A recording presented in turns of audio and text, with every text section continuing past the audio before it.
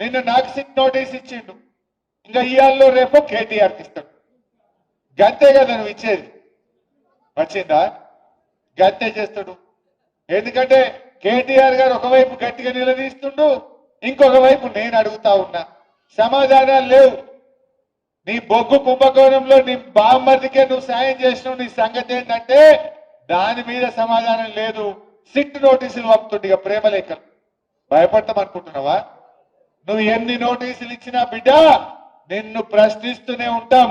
మహాలక్ష్మి ఇచ్చేదాకా అడుగుతాం, రైతు రుణమాఫీ అడిగేదాకా అడుగుతాం, నువ్వు అవ్వాతాతలకు 4000 ఇచ్చేదాకా అడుగుతాం, నువ్వు తులం బంగారం ఇచ్చేదాకా అడుగుతూనే ఉంటాం.